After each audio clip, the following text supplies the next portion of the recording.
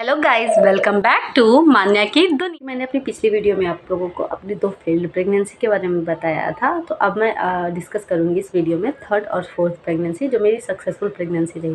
पर इसमें भी बहुत सारे हर्डल्स आए, तो मैं वो सारी हर्डल्स के बारे में आपको बताऊँगी और मेरे साथ क्या क्या उन प्रेगनेंसी में हुआ और मैंने कैसे उससे ओवरकम किया, ये सारे इस वीडियो में बताऊँगी। तो जैसा आप लोग पिछली वीडियो से जान चुके होंगे कि मेरी सेकेंड प्रेगनेंसी मेरा स्टिल बॉर्न बेबी हुआ था। तो उसके करीबन 4 मंथ के बाद मैं 4 या 5 मंथ के बाद मैं प्रेग्नेंट हुई। तो इस बार मैंने डॉक्टर चेंज किया, ना कि सिर्फ डॉक्टर चेंज किया बल्कि इस बार मैंने 2 डॉक्टरों से कंसल्ट रखा। एक मेरे मायके में एक डॉक्टर हैं उनसे, और एक जहाँ मैं रहती हूँ गया वहाँ, जहाँ यहीं पे पास में एक डॉक्टर है उनसे। तो फिर मैं दोनों डॉक्टर के कंसल्ट में रही। जब 3 मंथ्स कंप्लीट हो गए मेरे, तो फिर मैंने जो अपने मायके वाली डॉक्टर है उनसे कंसल्ट करना बंद कर दिया, क्योंकि फिर उसके बाद ट्रैवल थोड़ा मुश्किल हो गया था मेरे लिए। तो ये जो डॉक्टर थी, इन्होंने मेरी इतनी हिस्ट्री के बाद भी मुझे कभी नहीं किसी बात के लिए रोका कि नहीं तुम्हारे साथ ऐसा हो गया है। तो कभी मुझे डराया तक नहीं कि तुम्हारे साथ ऐसा हो गया, इस बार तुम अगर कुछ भी करोगी तो तुम्हारे साथ उल्टा पुल्टा हो सकता है। नहीं, जब मैं थोड़ा स्ट्रेस हो जाती थी तो उन्होंने कहा कि नहीं, स्ट्रेस नहीं लो। एक बार तो मेरे साथ इतना ये कुछ हो गया था कि बहुत ज़्यादा ही स्ट्रेस में रहने लगी थी। मुझे लगता था बस जल्दी से ये वक्त बीत जाए और मेरा बच्चा मेरे पास आ जाए। तो मैं बहुत ज़्यादा डिप्रेशन में थी। डॉक्टर को मैंने कहा कि डॉक्टर मेरा बीपी ठीक नहीं हो रहा है। तो बोली कि कुछ सोचती हो?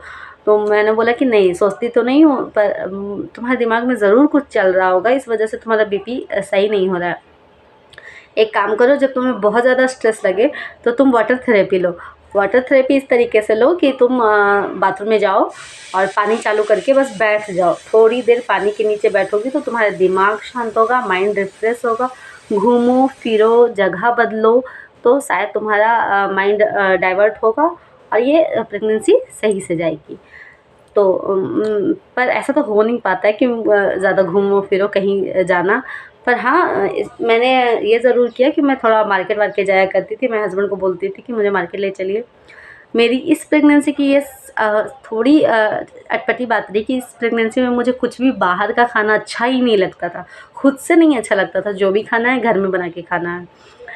प्रेगनेंसी में कुछ भी अगर बाहर का जंक फूड मैंने शायद ही खाया हो तो सिर्फ पानी पूरी और मोमोज़, क्योंकि 2 ही चीज़ मुझे पसंद थी और कुछ भी नहीं मार्केट का पसंद था। बाकी सब घर का खाना। जनरली भी मुझे बाहर का खाना ज़्यादा पसंद नहीं है। चाट चाउमीन ये सब मैं खाती नहीं हूँ। स्प्रिंग रोल्स वगैरह मुझे पसंद ही नहीं है। मुझे सिर्फ पसंद है मोमोज़ और पानी पूरी, वो भी कुछ कुछ ख़ास जगहों का। तो जब ये प्रेगनेंसी मेरी स्मूथ जा रही थी, तो चूँकि मेरे साथ पास्ट में इतना कुछ हो चुका था, जब आपके साथ कुछ भी घर में इंसिडेंस होता है तो उसमें आप थोड़ा फाइनेंशियली भी डाउन हो जाते हो। और इसी डाउन फाइनेंशियल कंडीशन में और मेरी इस प्रेगनेंसी की जर्नी में 3rd प्रेगनेंसी के दौरान आ गया लॉकडाउन। लॉकडाउन आया तो जब उस समय मैं लगभग 6 मंथ की प्रेग्नेंट थी। 7 मंथ मेरा जा रहा था। तो मेरे हस्बैंड भी घर पे बैठ गए लॉकडाउन की वजह से। तो उस समय थोड़ा मेरा और डिप्रेशन शुरू हो गया कि नहीं, अब क्या होगा? अगर कुछ हुआ तो फिर हम लोग पैसे कहाँ से लाएँगे? हम लोग क्या करेंगे आगे? ये सब के बावजूद मेरी मम्मी और मेरी सासू माँ मुझे समझाती थी कि नहीं है, हम लोग हैं, हम लोग सब कर लेंगे। और सच में जब आगे मेरे साथ जो भी हुआ उसमें उन्होंने बहुत ज़्यादा सपोर्ट किया, दोनों ने। तो एक दिन की बात है, 3 मई 3 मई को जब मेरा उस दिन मेरा 8 मंथ कंप्लीट होके 9th फर्स्ट डे गया था, तो मुझे पेन शुरू हुआ।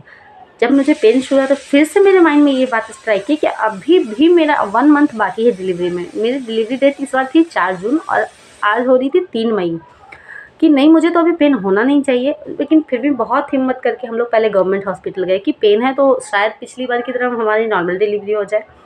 उन्होंने मुझे अल्ट्रासाउंड सजेस्ट किया। हमने अल्ट्रासाउंड करवाया। चूँकि कोरोना काल था तो बहुत मुश्किल होता था डॉक्टरों के यहाँ विज़िट करना, अल्ट्रासाउंड्स वगैरह कराना, और सारे शॉप्स बंद, सारे अल्ट्रासाउंड डायग्नोस्टिक सेंटर्स भी बंद हो चुके थे क्योंकि रात हो गई थी। पर एक डायग्नोस्टिक सेंटर के बारे में पता चला, हमने उसे ओपन करवाया, अल्ट्रासाउंड करवाया। उन्होंने कहा कि बच्चे का मूवमेंट स्लो है, क्योंकि कॉर्ड लपटा हुआ है गले में। तो हम लोगों ने बिल्कुल रिस्क नहीं लिया, डॉक्टर के पास गए। डॉक्टर ने तब तक मुझे नॉर्मल का इंजेक्शंस दे दिया था कि हो जाए डिलीवरी। पर चूँकि कोरोना था और सारे हॉस्पिटल्स के बेड कोरोना पेशेंट्स के लिए रिज़र्व्ड थे, सिर्फ एक गवर्नमेंट हॉस्पिटल थी जो पेशेंट्स नॉर्मल डिलीवरी के लिए डिलीवरी वाले महिलाओं को ले रही थी एडमिट, पर उसमें भी बेड उस समय अवेलेबल नहीं था। डॉक्टर ने कहा गवर्नमेंट हॉस्पिटल में कि आप एडमिट कर दीजिए, पर हमारे पास बेड तो है नहीं। तो फिर हम लोग घर चले आए, चूँकि इंजेक्शन के बाद मेरा पेन कम हो गया था, हम लोग घर चले आए। पर हम लोग सब ने आपस में बात की और ये बोला कि नहीं, जब डिलीवरी ऐसा है, बच्चे का मूवमेंट स्लो है, तो हमें जहाँ प्राइवेट में मैं दिखवा रही थी वहाँ जाना चाहिए। मॉर्निंग हुआ, मैंने चाय पिया और फिर हम लोग डॉक्टर के यहाँ गए। रात भर हम लोग सो नहीं पाए, कोई नहीं सो पाए। उस समय सिर्फ मैं, मेरी सासू माँ और मेरे हस्बैंड थे, हम लोग कोई नहीं सो पाए। और तब तक सिर्फ कुछ ही रिलेटिव्स को हमने इन्फॉर्म किया था कि ऐसा ऐसा बात है। तो हम लोग मॉर्निंग में हॉस्पिटल गए, चूँकि डॉक्टर मेरी सारी हिस्ट्री जानती थी और हमने कंपाउंडर को बोला कि हमें डॉक्टर को दिखाना है, कल मेरे साथ ये इंसिडेंस हुआ। डॉक्टर ने रिपोर्ट मंगवाया मोबाइल पे, कोरोना था तो वो डायरेक्टली हर एक छोटी चीज़ों को देख नहीं सकती थी पेशेंट को, छोटी चीज़ों में। तो उन्होंने रिपोर्ट मंगवाया मोबाइल पे, क्योंकि उन्हें मेरी हिस्ट्री पता थी। उन्होंने कहा इसे तुरंत एडमिट कर लो, आज ही ऑपरेशन करना पड़ेगा। हम लोग ने कोई भी प्रिपरेशन नहीं किया था ऑपरेशन का, और मेरा हीमोग्लोबिन उस समय 6.5 था, बहुत ही कम था। ऑपरेशन के लिए तो बिल्कुल भी सही नहीं था, लेकिन फिर भी डॉक्टर ने कहा आप ब्लड का अरेंजमेंट करो।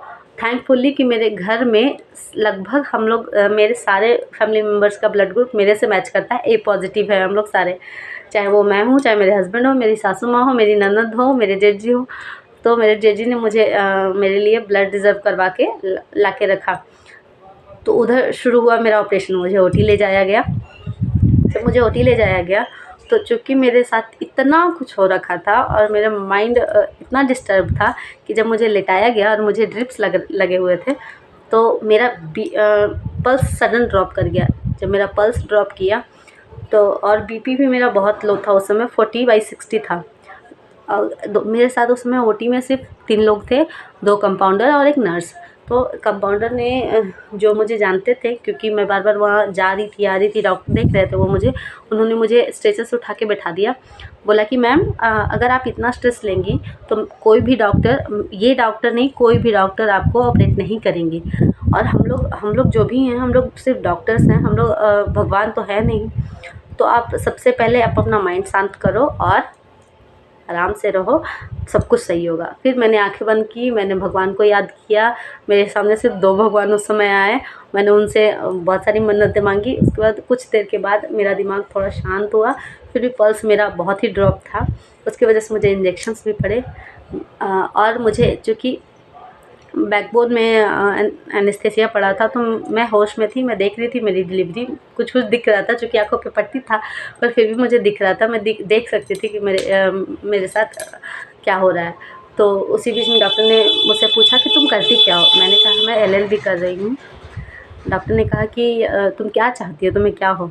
तो मैंने कहा अभी तो मेरे साथ 2 बार जो इंसिडेंस हो, मेरे साथ मुझे कुछ भी हो जाए, अभी या कभी भी मुझे कुछ भी हो जाए, मुझे बहुत खुशी होगी। तो डॉक्टर ने उतने ही देर में कहा कि तुम्हारी पहली क्लाइंट आई है। मैं समझ गई कि मुझे लड़की हुई है, मेरी बेबी गर्ल हुई है।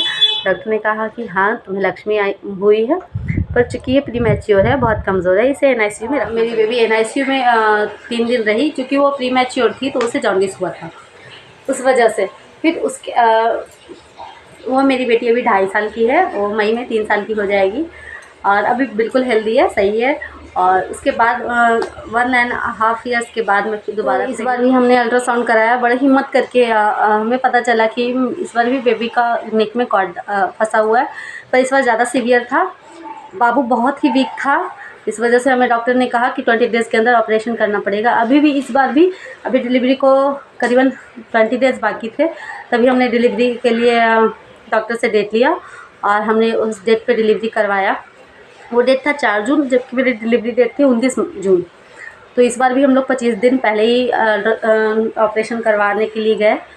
इस वजह से बाबू फिर से वीक था, ये भी प्री मैच्योर था और इसे भी हमें NICU में रखना था। डॉक्टर ने डिलीवरी कराया, कहा वीक है बेबी, आप एक काम कर सकते हो, इसे पूरे दिन अपने चेस्ट से लगा के रखो, तो इसके आपकी गर्मी से ये शायद ठीक हो जाए। लेकिन पर उस समय बाबू ठीक था और हम घर ले आए उसे।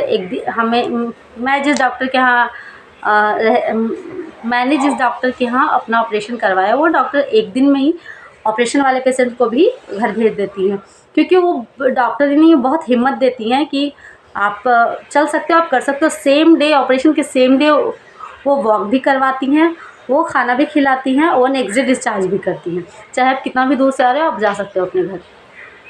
तो नेक्स्ट डे मैं घर भी आई, पर पता चला हमें 2-3 दिन के बाद कि बाबू को जॉन्डिस है, क्योंकि वो प्री मैच्योर था।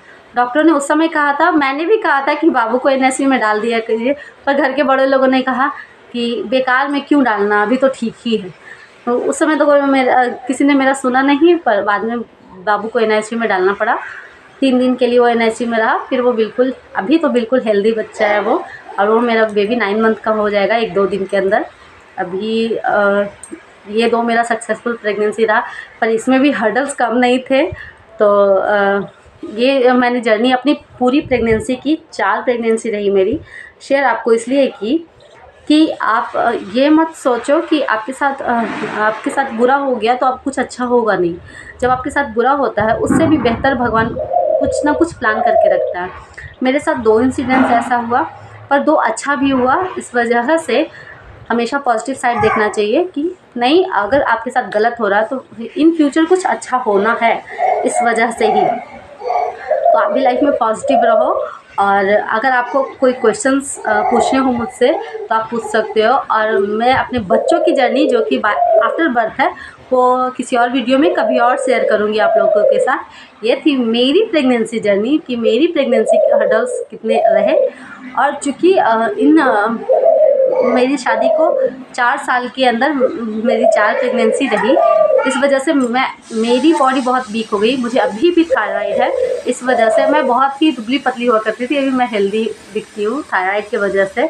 और बहुत सारे डिलीवरी के बाद मुझे बहुत सारे डिजीज़ हो गए, जैसे कि मुझे यूरिक एसिड हो गया, मेरे जॉइंट्स में पेन रहता है, मुझे बीपी लो का प्रॉब्लम तो रहा ही है शुरू से, मुझे थायराइड है।